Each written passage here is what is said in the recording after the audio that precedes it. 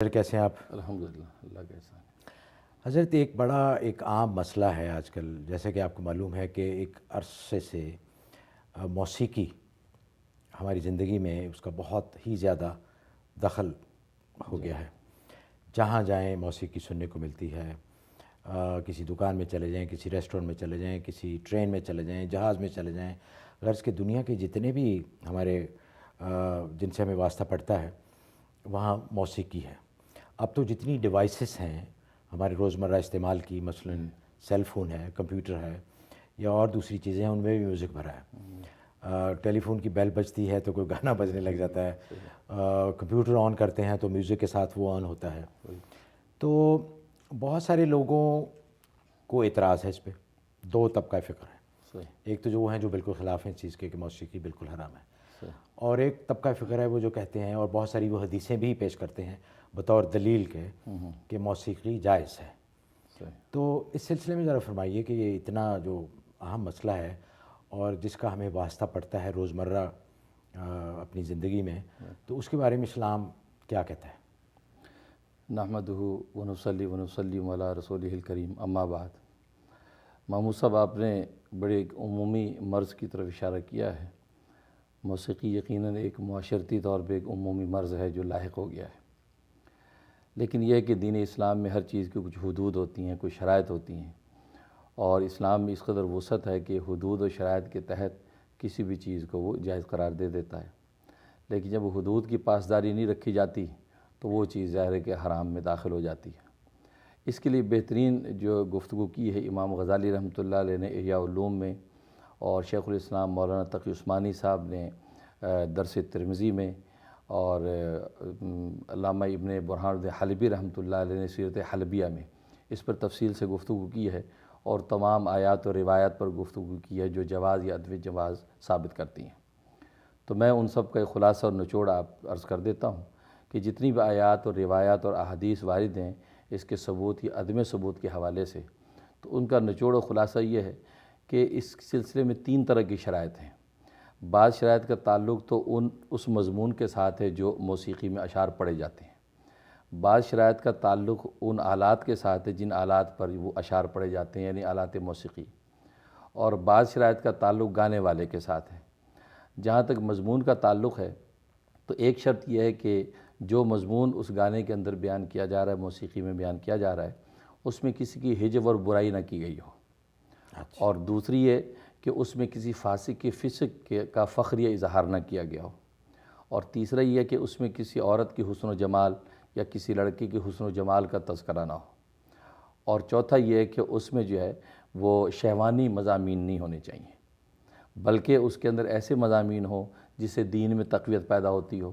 یا تفریح تباہ کے لیے ہو، یا دل کی اور طبیعت کی تنگی اور ناگواری دور کرنے کے لیے کوئی مضمون ہو،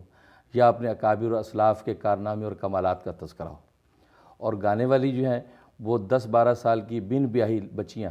وہ اس کو گائیں ترنم کے ساتھ، آواز کے ساتھ۔ بڑی عورتیں اگر یہ مضامین کو، اشعار کو گائیں تو وہ بڑی عورتوں کے ماحول میں گائیں، ان کی آواز بھی نامحرم مردوں کے کانوں تک نہیں پہنچنی چاہیے۔ اور جہاں تک آلات موسیقی کا تعلق ہے تو اس میں دف کی اجازت احادیث میں دی گئی ہے کہ دف کے ذریعے سے آپ وہ گانا گا سکتے ہیں، اور امام شافعی رحمۃ اللہ علیہ نے اس دف کی بھی اجازت دی ہے جس کے ساتھ گھنگرو لگے ہوتے ہیں، تو گھنگرو والی دف پر بھی وہ کہتے ہیں آپ گانا گا سکتے ہیں۔ تو ان حدود و شرائط کے اندر رہتے ہوئے اگر موسیقی اور گانا بجانا سنتا ہے تو اس میں کوئی شرم و ذائقہ نہیں ہے، اس کی فقہ نے اجازت دی ہے۔ لیکن حدود سے جب تجاوز ہوتا ہے تو ظاہر ہے کہ وہ چیز جو ہے، خود قرآن کریم میں اللہ فرماتے ہیں ان اللہ لا یحب المعتدین، حد سے تجاوز کرنے والوں کو اللہ پسند نہیں کرتے ہیں۔ اچھا حضرت، آپ نے جو اس میں قیود اور حدود جو فرمائی ہیں، یہ تو ایک قسم کا پھر نہ ہی ہو گئی۔ نہیں ہے، بلکہ میں تو کہتا ہوں کہ یہ جو لوگ جن کو گانے بجانے کا جو ایک وہ لگا ہوا ہے تو اس مرض میں مبتلا ہیں، اور اس کا ان کو شوق اور ذوق ہے، کیونکہ ظاہر ہے دونوں طرح کے طبقے، بعض موسیقی کسی کو ذوق ہے کسی کو نہیں ہے، تو بلکہ اس میں یہ بھی میں کلیئر کر دوں کہ اس میں پھر یہ اس میں تشدد نہیں ہونا چاہیے کہ جو لوگ اس جواز سے فائدہ نہیں اٹھاتے اور وہ سیدھا سادہ انداز سے زندگی گزارنا چاہتے ہیں تو ان کو دقیانوس اور فنڈامنٹلسٹ بھی نہیں کہنا چاہیے، اور جو اس جواز سے فائدہ اٹھانا چاہتے ہیں تو ان کو بھی عیاش یا مغرب زدہ نہیں کہنا چاہیے، کیونکہ شریعت نے جب ان کو اجازت دے دی ہے تو ایسے خوشی کے موقعوں پہ، شادی بیاہ کے موقعوں پہ اور حدیث میں نبی پاک صلی اللہ علیہ وسلم عید تہوار کے موقع پر اور اسی طریقے سے شادی بیاہ کے موقع پہ آپ نے اس کا اہتمام فرمایا، بلکہ پوچھا بھی کہ کوئی ایسی بچیاں ہیں گانے بجانے والی، تاکہ ایک سما ہو، خوشی کا ماحول ہو، تو آپ نے اس کا اچھا یہ ہے، بالکل ہے کیونکہ ایک ہمیں ای میل بھی آئی اسی سلسلے میں، انہوں نے لکھا تھا، بلکہ ایک حدیث انہوں نے کوٹ کیا ہے کہ حضرت عائشہ رضی اللہ تعالیٰ عنہ نے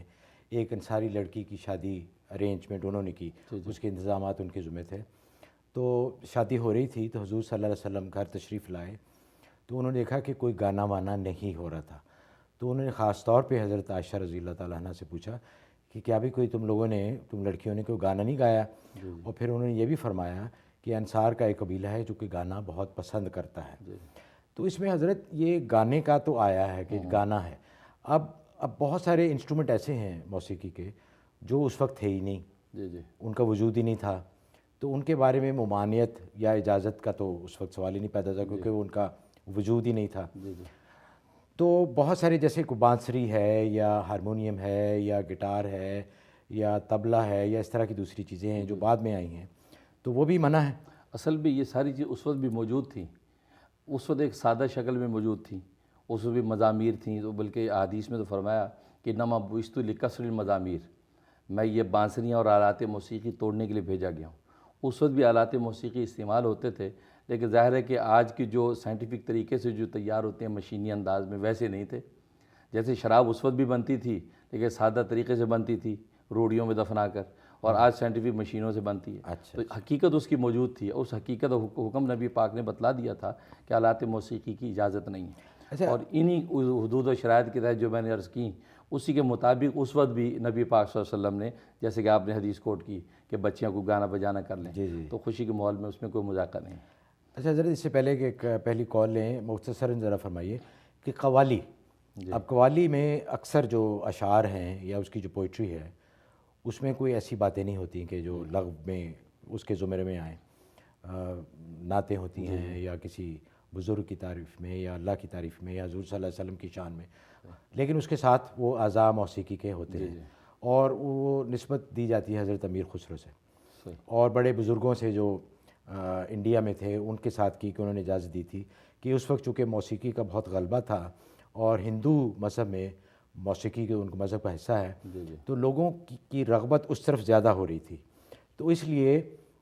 قوالی کو شروع کیا گیا۔ اس کے بارے میں کیا فرماتے ہیں آپ؟ اصل میں مروجہ جو قوالی ہے جس کے اندر آلات موسیقی استعمال ہوتے ہیں، ہارمونیم وغیرہ چیزیں استعمال ہوتی ہیں، تو اس کی قطعاً اجازت ہے اور کبھی بھی نہیں ہوئی، اور جن مشائخ اور بزرگان دین کی طرف نسبت کی جاتی ہے وہ نسبت بھی جو ہے وہ مخدوش ہے، انہوں نے ایسی کوئی قوالی نہیں کی جس میں یہ سارے کے سارے انسٹرومنٹ استعمال کیے گئے ہوں۔ اس لیے یہ بات یاد رکھیں کہ دین کو ڈھا کر دین کو قائم نہیں کیا جا سکتا، کیونکہ یہ تو دین کو ڈھانا ہے کہ آپ نبی پاک فرما رہے ہیں کہ میں آلات موسیقی توڑنے کے لیے بھیجا گیا ہوں، آپ آلات موسیقی کے ذریعے سے لوگوں کو دعوت اسلام دے رہے ہیں، وہ کسی ضرورت کے تحت بھی ہو پھر بھی نہیں، اس کی اجازت نہیں ہے، کیونکہ آپ یہ سوچیں کہ ہندو مسلمان ہو جائیں اس لیے ہم موسیقی کی ایک محفل سجا رہے ہیں، تو ایسا نہیں ہے، تو یا مسلمان اس طرف جانے سے بچ جائیں، نہیں ایسا نہیں، اس کی اجازت نہیں کہ تو گویا کہ جانے کا گناہ کرنے کے بجائے آپ اپنے گھر میں ان کو موسیقی کا گناہ دے رہے ہیں، تو یہ ڈبل گناہ ہے، اس کی اجازت نہیں ہے۔